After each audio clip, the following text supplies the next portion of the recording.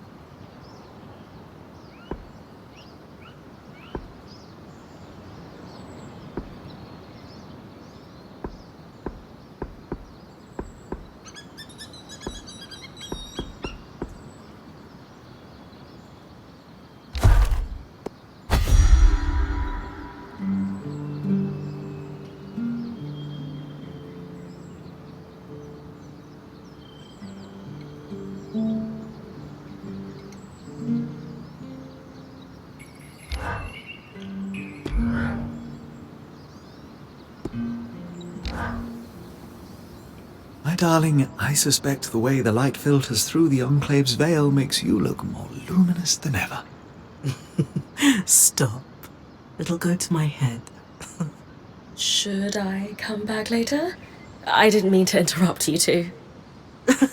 Sorry, Bryn. Sometimes we get lost in our little world. But since you're here, I was actually hoping to speak with both you and Sola. Oh? I don't know if you know this, but my wife is an extremely talented smith who was apprenticed under a variety of world-class teachers. Well, a revolving door of mentors doesn't exactly facilitate the most stable education, especially when one of them drops dead in front of you. Oh, details. You've made more of your varied experience than most could glean from a lifetime. Anyway, I know you always hoped to further your education with the Tarmakine Smithing School's techniques. So, I asked Lane to look into whether or not any Tarmakine smithing was ever practiced here in the Enclave. Oh, Dal. You shouldn't have. It's sweet, but there are other priorities. What could be more pressing than helping my wife fulfill her lifelong dreams?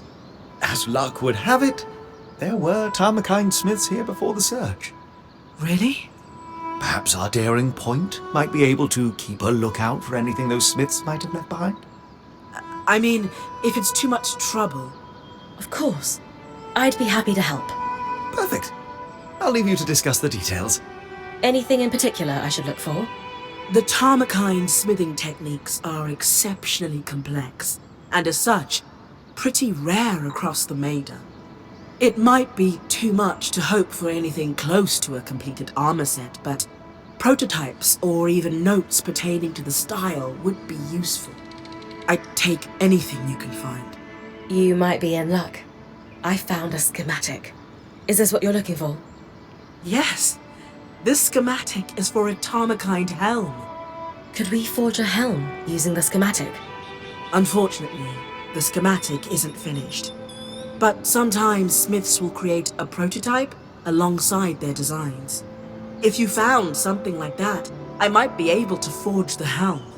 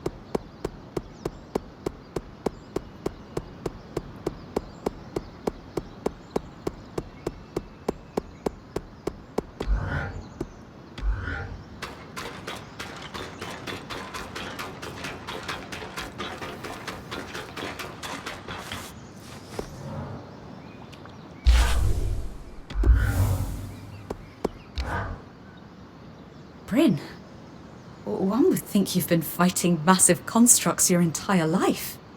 It's a newer hobby I've picked up. On account of only having seen one for the first time recently.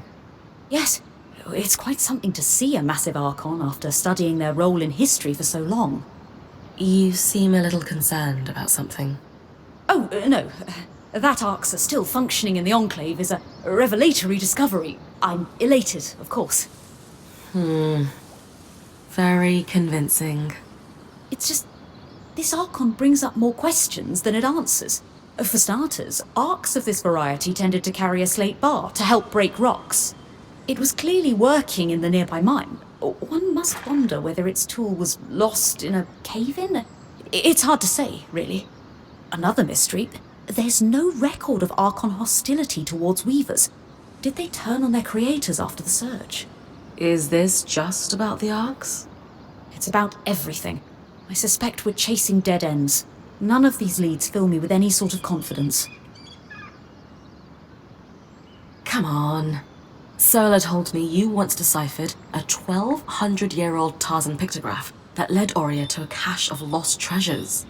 If anyone can figure this place out, it's you. Rin, have you ever built an archive from the ground up without access to records, first-hand accounts, or living witnesses? Nope. Can't say I have. That explains your optimism, but thanks for the vote of confidence. All we can do is put one foot in front of the other. If we're ever going to solve this puzzle, it will only happen piece by piece.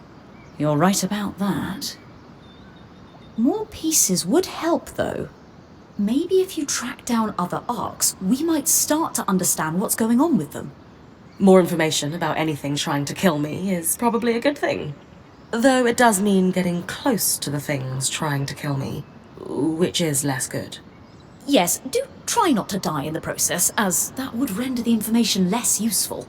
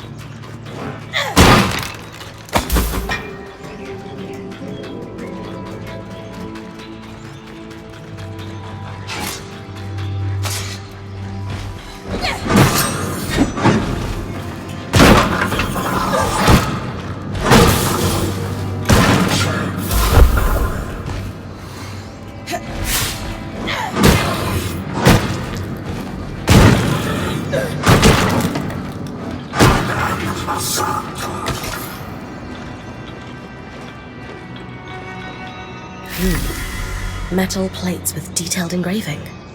I wonder if Sola might be interested in these.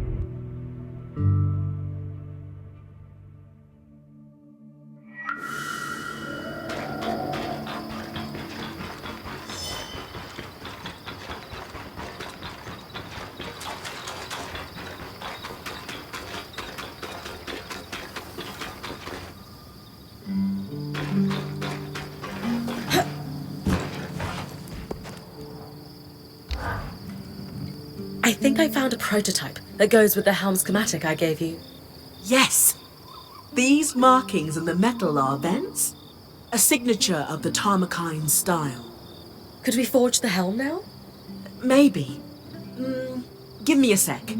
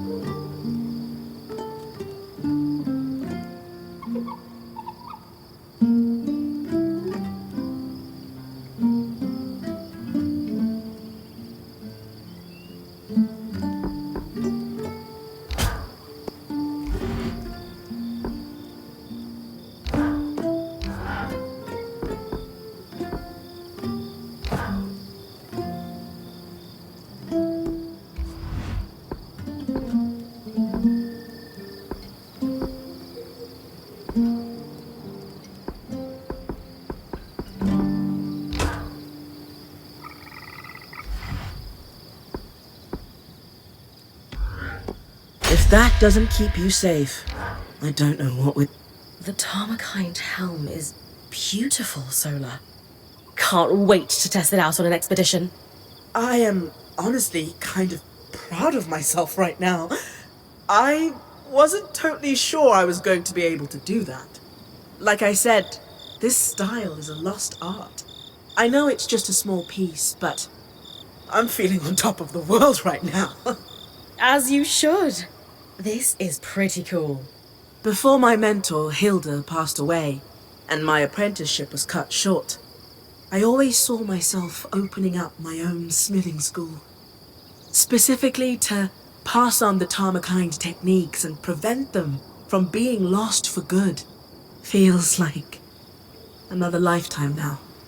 Obviously that dream died with Hilda. It's been like 10 or 15 years since I've even thought of that. You do have an apprentice now. Do you think you'll pass Tarmakine on to him? I'm not sure how interested Sev is in learning an arcane art, but it's as good a place as any to start. You can do anything you set your mind to, Sola. You're right. I'm pretty awesome like that. That's the spirit. This has all given me a lot to think about.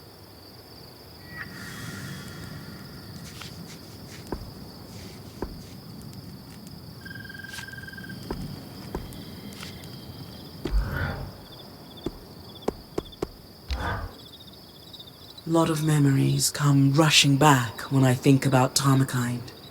Good or bad ones? Both. I remember the smells. We used very specific woods for the fires when we were alloying. Precise heats and times and sounds. The guiding tap my mentor would do before every hammer strike. Here, slower, faster, breathe with me. No, foolish girl, again. Sounds a little relentless. No more than the combat drills you and Oreo have done.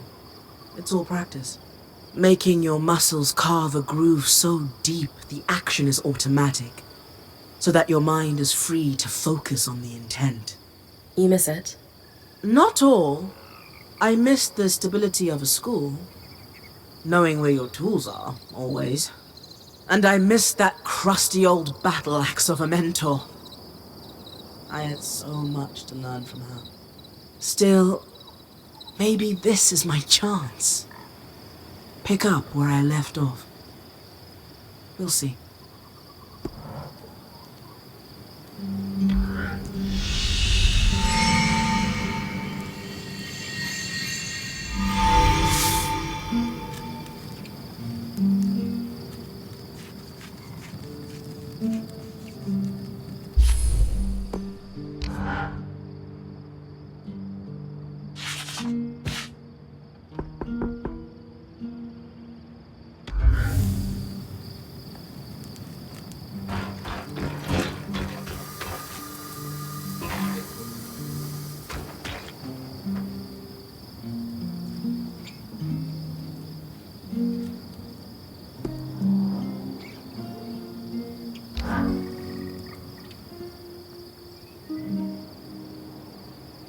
Oh, good. I caught you both. We are thoroughly caught, love. I can't stop thinking about the Tarmakind helm we forged, Bryn. I'd written off my early training as a lost cause, but you've sparked my hope. We'll search high and low, Solar. To think of it. Traveling the world, sharing knowledge of a lost style of armorcraft. Yes. I suppose. Oh, I just need to tend to the forge before it cools. Excuse me. Always so diligent about her forge.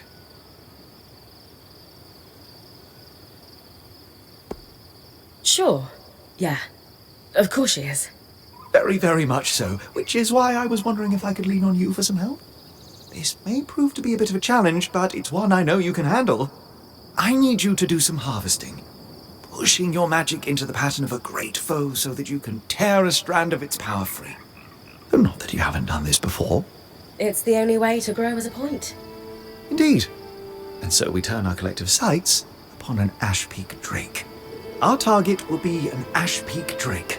Strands torn from their patterns will allow you to conjure gouts of flame. Delightfully destructive. Like all things our band tackles, it's a team effort. Whenever you pull a strand from a foe, I take that captured magic and weave it into your mantle.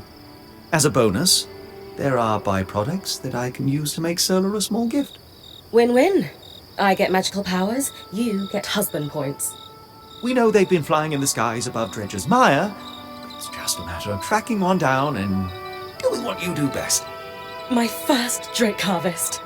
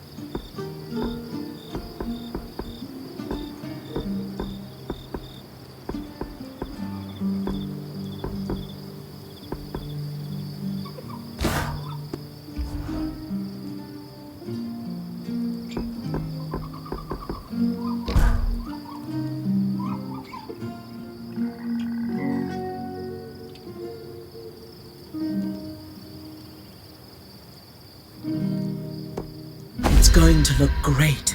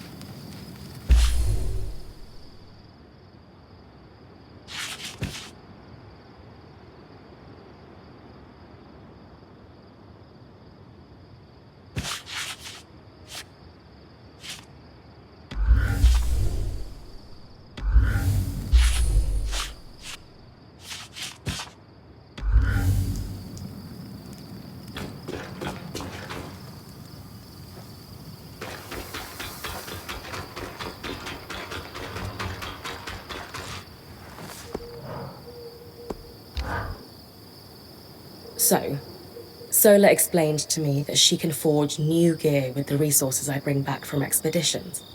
But did you want to take a cut of my finds before I hand materials over to her?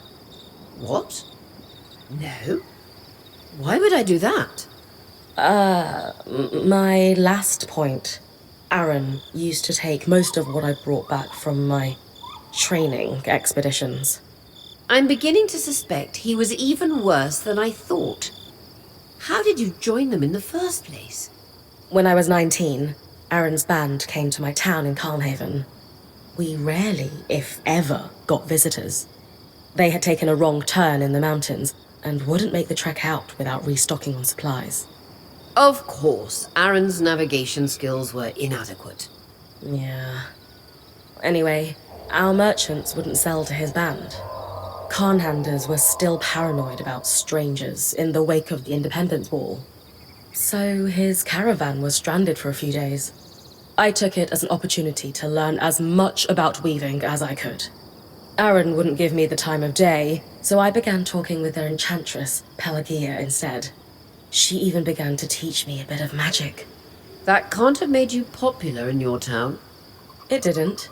But I knew an opportunity like this wasn't going to come along twice. I cut a deal with Aaron.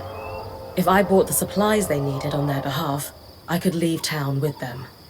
Unfortunately, people saw me supplying their caravan. When I went home to pack, I found an angry mob on my parents' doorstep. There was talk that my mother might lose her position as a Dalrad over my actions.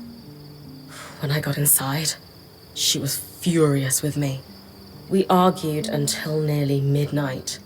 My father tried to mediate, but eventually she stormed off to sleep. I remember just collapsing on my bed after that fight.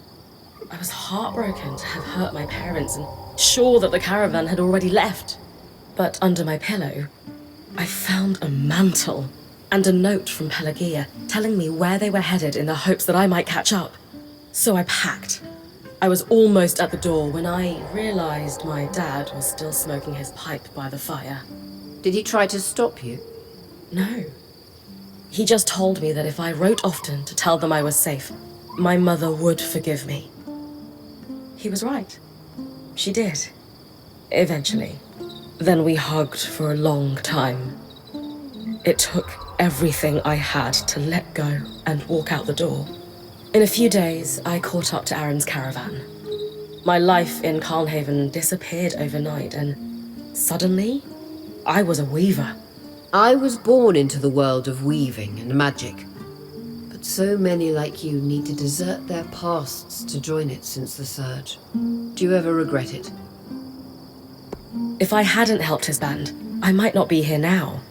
But the way I left things with my family, I can't help but feel a little ashamed that things didn't end better.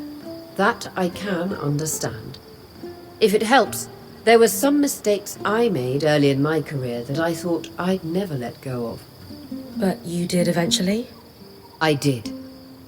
Time never fails to put things in perspective, particularly when you get to my age. Everything you went through with Aaron will make sense someday. I'm sure there's more of him to tell, but for now, thanks for sharing.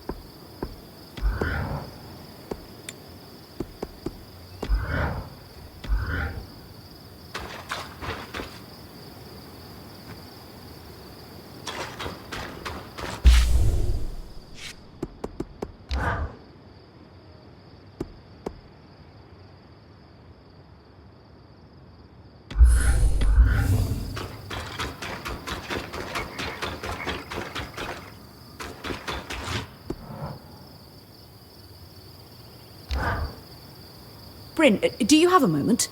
For my favourite lawkeeper? Absolutely. I'm the only lawkeeper here, though. Yes. Doesn't mean you aren't my favourite. So, what do you need? What was it? Oh, yes. I'm looking to do some experiments with alchemical reagents, and was wondering if you could source me some. That sounds like something I could help with. What's the experiment? I won't waste your time with specifics. I just think it'll produce something helpful, if my hypothesis is correct.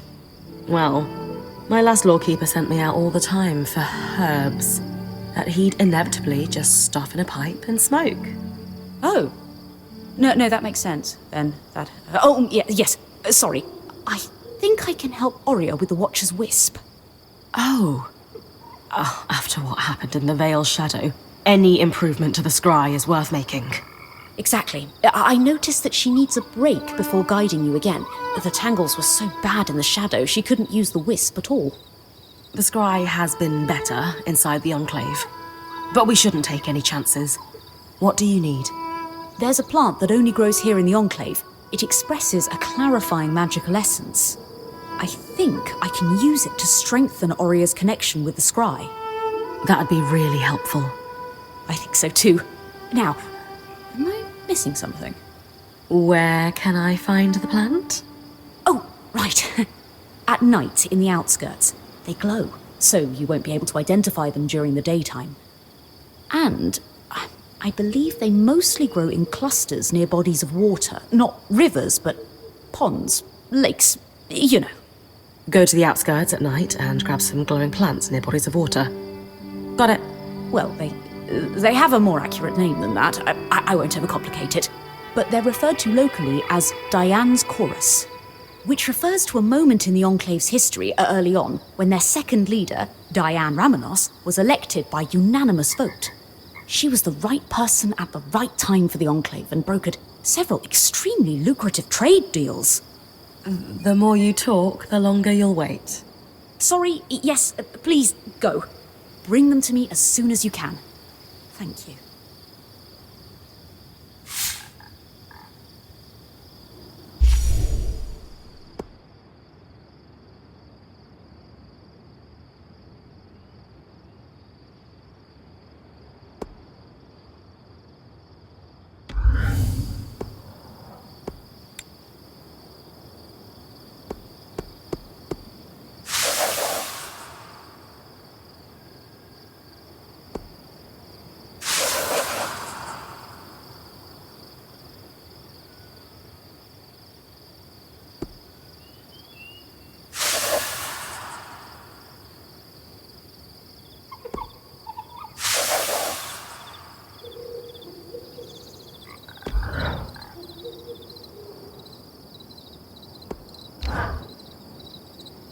One moment, Bryn. I just need to write this down.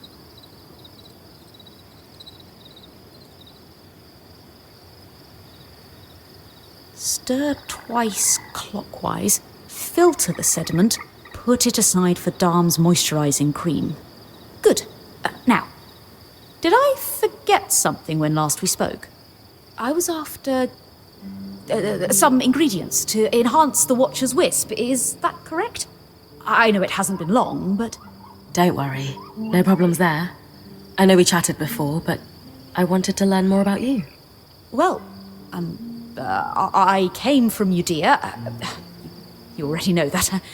I'm an enthusiastic student of the alchemical arts. Oh, there's more to my family. I'm my father's third child, but I have 3 siblings.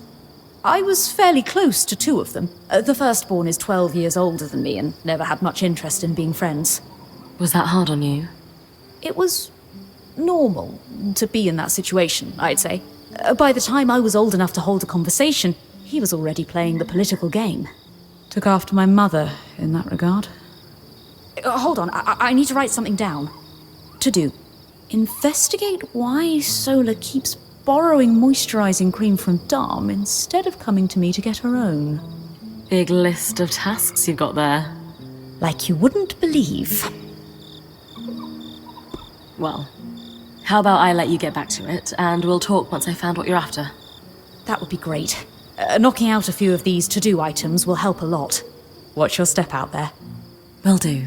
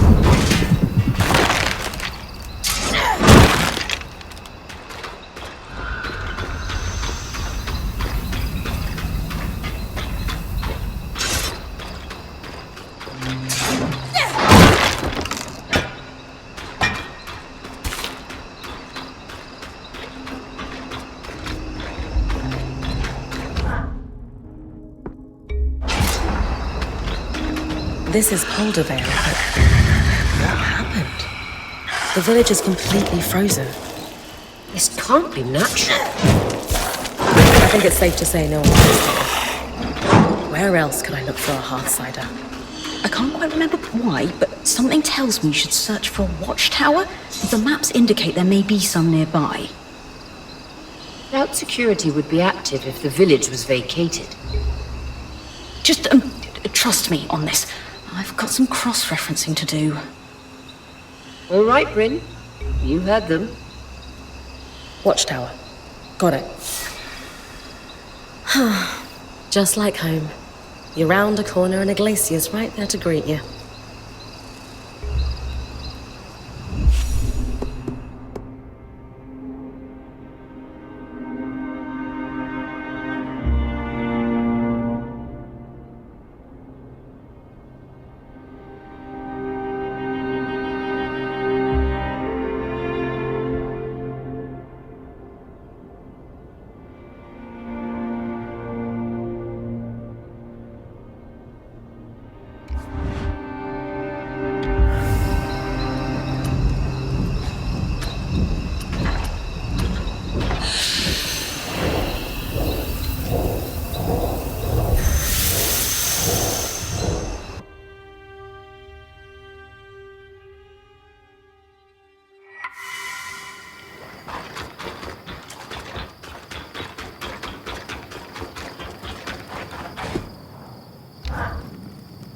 Sola, any thoughts on how I might go about withstanding cold temperatures while I search for the key swatch? With the right materials, any design for armor could give you some resistance to frost magic and cold temperatures. What kind of materials could I bring you? A Kala hide would do the trick for one. There are plenty of those prowling in the outskirts. Thanks for the insight.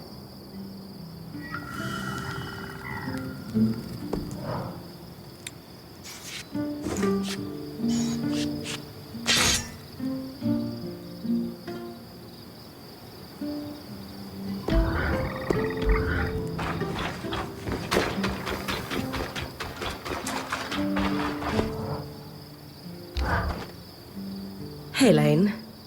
Got any ideas on how I might go about retrieving a key swatch from a frozen village? I imagine long underwear might help. Maybe an alchemical solution? I'm teasing, of course. Drinking a frost shroud phial would do the trick. It makes cold temperatures much easier to withstand. I have some phials already prepared for you. I had the perfect alembic for them, thanks to our recent improvements.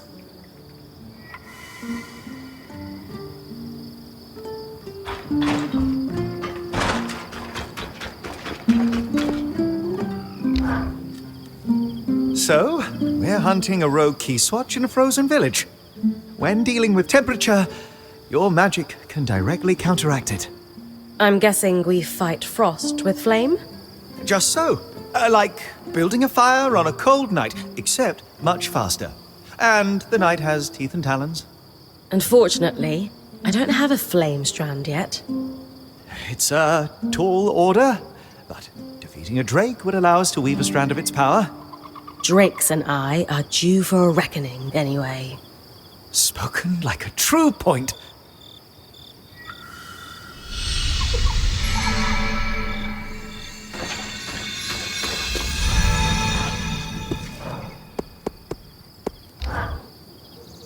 You know there's a trick to picking your armor when dealing with temperature. Do tell. If you're going to be up against extreme cold or heat, lighter armors can be the better choice. They can't provide raw protection like steel, but metals also move temperature very quickly.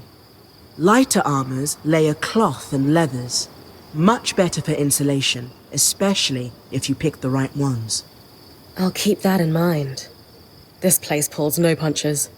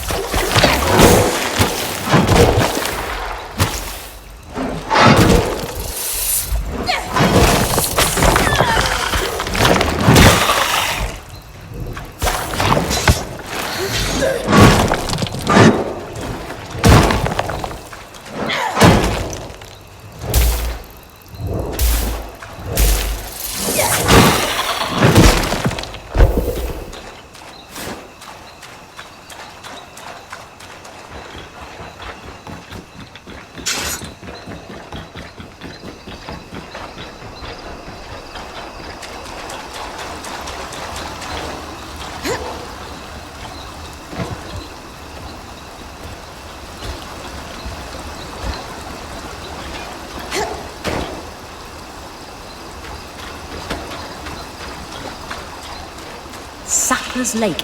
The surrounding trees emitted an alchemical sap. It was a sought-after resource.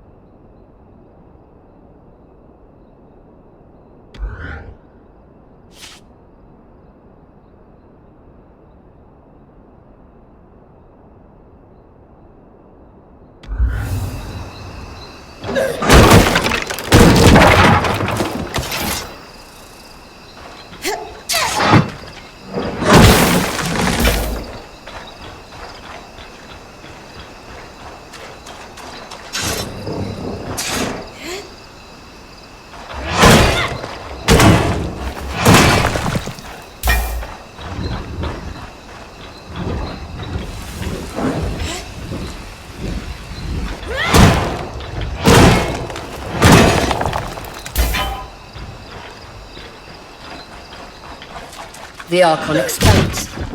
Pre-Surge, the Arks trod this passage daily to transport and farm resources from the outskirts.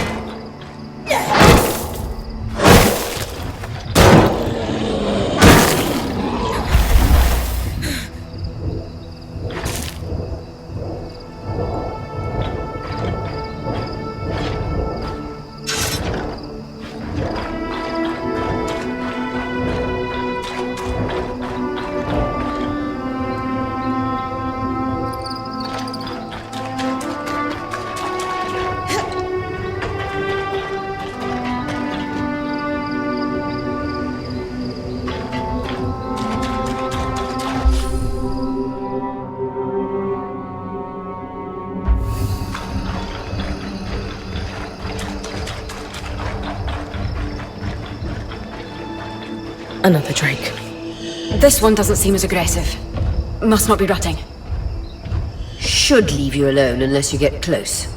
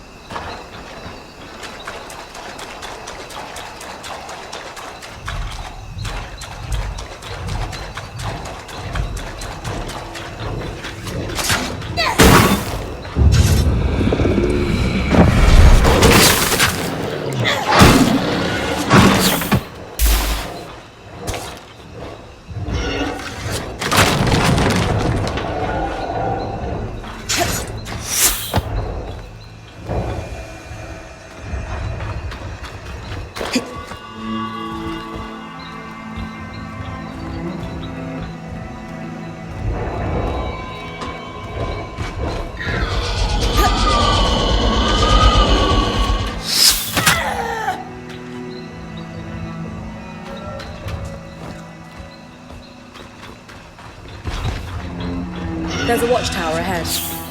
Found the tome I was looking for. It mentioned that key watches were held by security in the Enclave's more remote villages. It ensured that updates could be reconnected to more central locations if needed.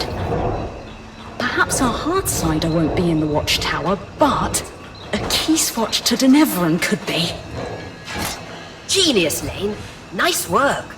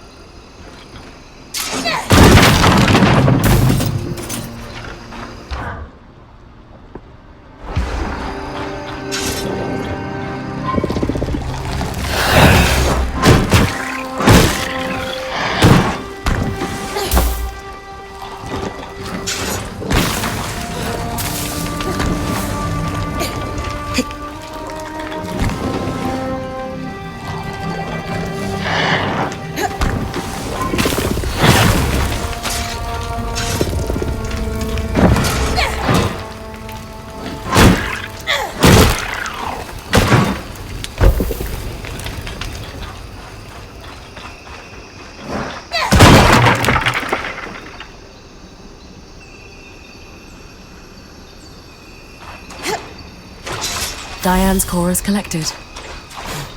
We'll not be pleased to see these.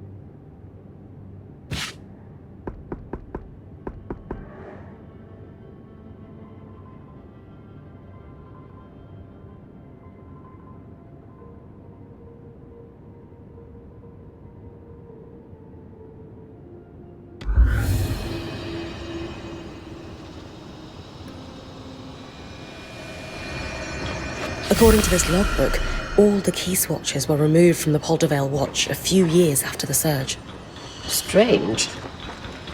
But there was one key swatch that was borrowed and never returned by the mayor at his residence in Poldervale. Perhaps it's still there. It'll be tough for me to withstand the cold long enough to search for it.